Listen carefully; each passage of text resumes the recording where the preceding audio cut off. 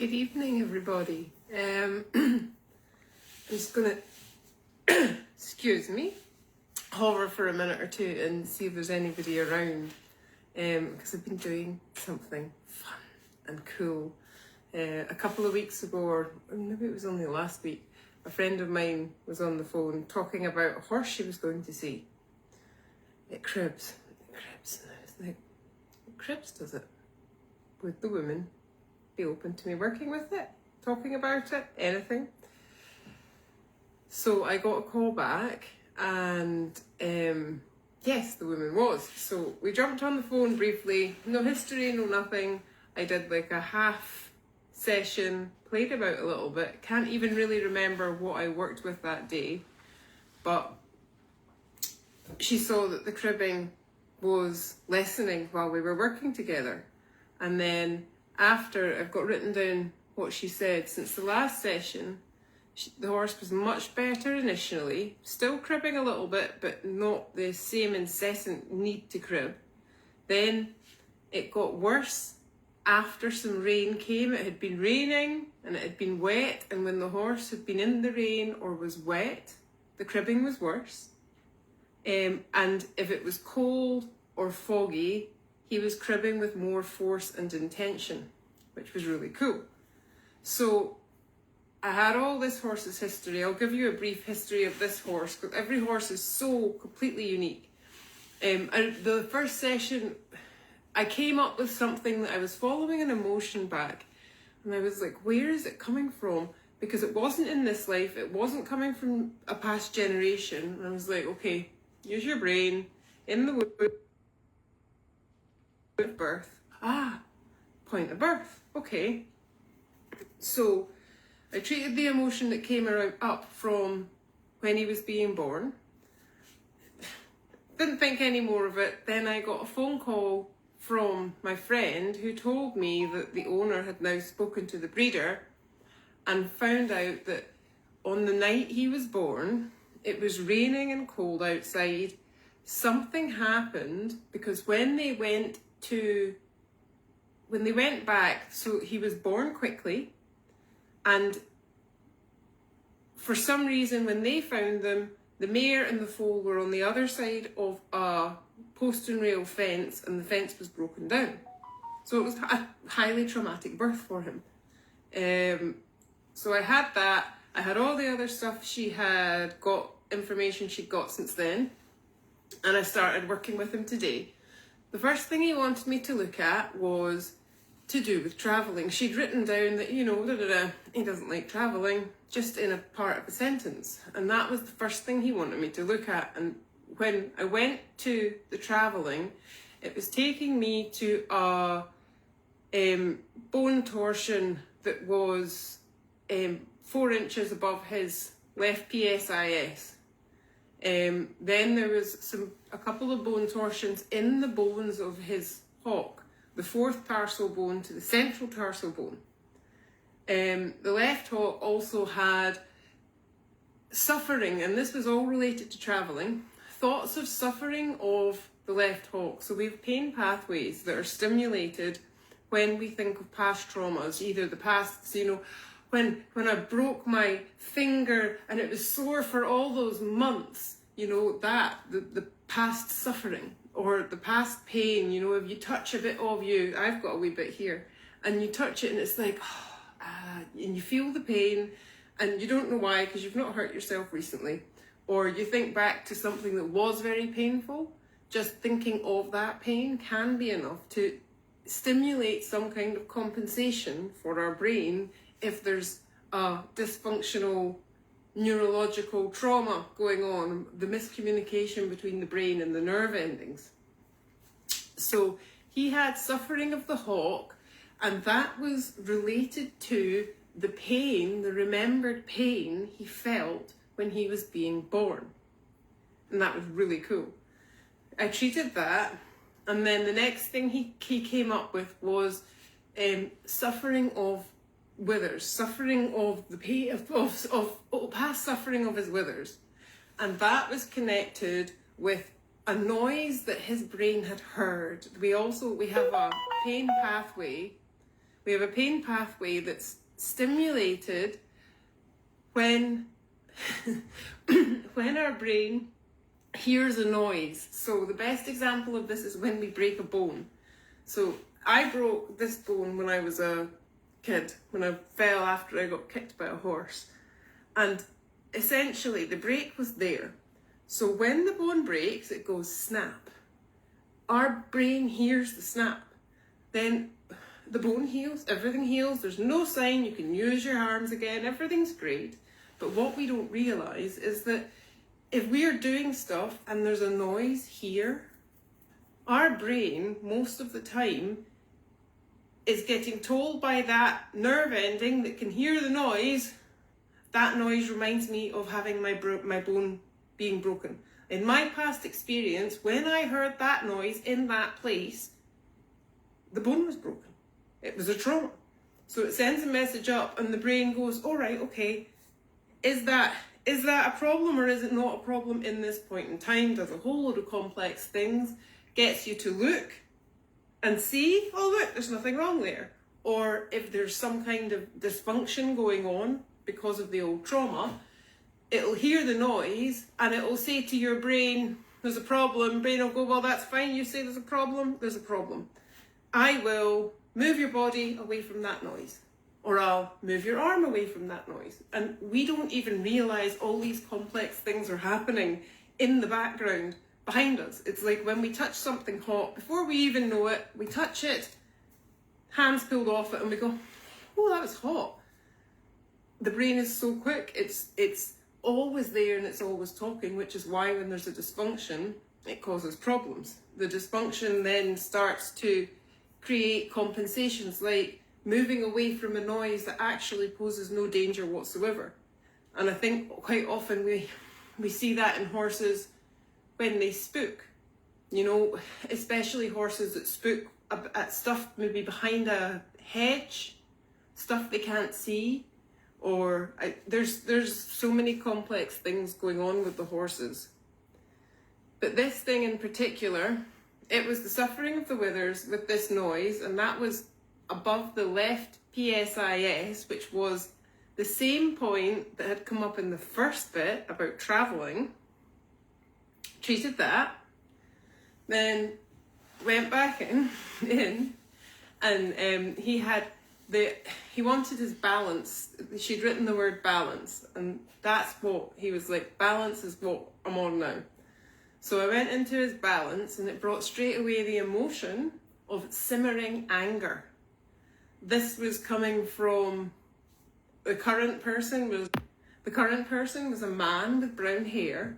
So the way the emotions work is that when we're young, something happens and it's traumatic. It could be that mum and dad are fighting and we don't like the fighting. It could be that we've fallen off our bike and we were embarrassed that somebody saw us fall off our bike. Everything traumatic has an emotional aspect. So I looked for the current and then where it came from. And the current was this man with brown hair. The original came from the first year of life and it was a man with brown hair. And the way the horse's brains work, it's not the same as ours. We can go, oh, that man with brown hair's my brother. That man with brown hair's my granddad.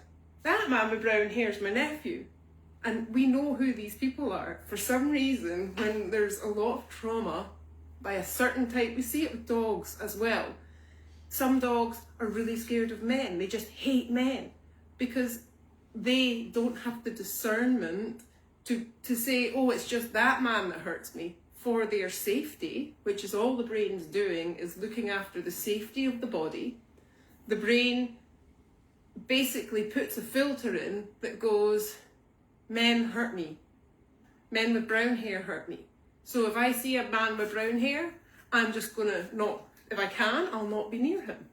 But if you're in a stable and you have a trauma with a man with brown hair, and it's a man with brown hair who mucks you out every day, or tacks you up every day, or rides you every day, you're constantly getting this trauma stimulated. And then that stimulates the organ that it's connected with. Then the upregulation or downregulation of the organ stimulates the muscles that it's connected with, and you end up, before you know it, with a body-wide compensation pattern because of an emotion. So we worked with the simmering anger, and then this was my favourite bit because it really explained the movement. This horse, when you watched it walk away, it would abduct its back, its near hind leg, it would abduct it out in a circle rather than take it through straight. And I found in front of the stifle it had a cold receptor. The cold receptor creates withdrawal. So I'll see if I can show you this on me pretending I'm a horse, because I can maybe almost, my hop faces the wrong way, but we're working on the stifle, so it's okay. So if the stifle wants to move through like this, straight, I'll show you straight on. So the stifle wants to move through straight like this, but this horse, when it was walking, instead of flexing the stifle here, it was cocking its hip and abducting the leg through, so it didn't have to flex this joint. And when the leg came through, the leg kind of wobbled like that a little bit, as if there was no real tensegrity. So, I'll show you what the cold receptor does. The way a cold receptor works is it does withdrawal. So if you imagine putting a piece of ice on the front of a stifle, the brain is now going to all these muscles here. It's going pull them away. So it's doing that. I'm exaggerating it massively. So it's doing a massive withdrawal. Then we're asking the horse to engage these muscles and flex the stifle while the brain's telling all these muscles to go the opposite way. Literally, they're trying to say, take it away. And we're going, come through. And the horse is going, okay, well, I'm going to do both. I'm not going to pull into the cold receptor. Instead, I'm going to leave this bit away from the cold receptor and bring the rest of the leg through. Like that. And I was really excited. I was really excited to find the cold receptor in that location. And what we did see, I've just been sent videos from after, in the gait of the horse, in the after videos, it's not abducting its leg at all, and it's pulling, it's actually flexing the stifle now. It's awesome. So where were we? Yes, so the cold on the stifle was related to a vibration, 128 hertz, that was on the top of the pelvis, the top of the pelvis. And the vibration, when you've got a vibration receptor that's dysfunctional, instead of having movement in your joints that's clean, you can see my wrist moves really cleanly and clearly round the rotation. What it would do if I had vibration receptor dysfunction is it would be kind of, that I'm having to slow it down because I don't have it, I've cleared all mine up. If this was a slow-mo, so just now as a slow-mo, I can do that. If it was a vibration receptor dysfunction, as a slow-mo, it would be doing that. It makes the joint like sticky. Sticky is the best way I can describe it. So with the cribbing, I then decided that what we'll do is let's make cribbing really bad. Let's see what happens if we don't let him crib, because if he's wanting to crib and he can't crib, he's wanting to crib for a reason. And so if we take away his ability to make him feel better, we'll see what the things are that feel worse that come out afterwards. And so I went in with that, which was really, really interesting. And at this point, he was breaching up against the lady and her mum. They have crib bars. So they're standing up in front of it, not letting him, and he's like, can I crib please, can I crib please, can I crib please? And then they're not letting him. So I went in and we found the emotion of dejected, funnily enough related to the current opportunities of him not being able to crib. They came from his first year of life and were related to his mum. Then we went to his left hock, and there was an energetic thing happening with his left hock, which I sorted out. The emotion of dejected, again, it was to do with current opportunities of not being able to crib, coming from his first year of life and his mum. Suffering related to the third bottom tailbone, go figure. But that wasn't top. There was despair related to not being able to crib, current opportunities. Again, that was going back to the moment of his birth, being born, and his mum. It took me up to his axis on the left.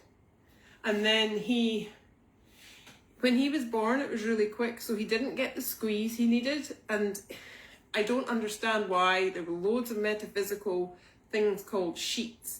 And they're like energetic sheets, like sheets of glass. And my phone's dying. The sheets of glass, they block the energy from moving around properly. So he had 53 sheets, and I've never found that amount before. It was weird. 53 sheets. Took that out.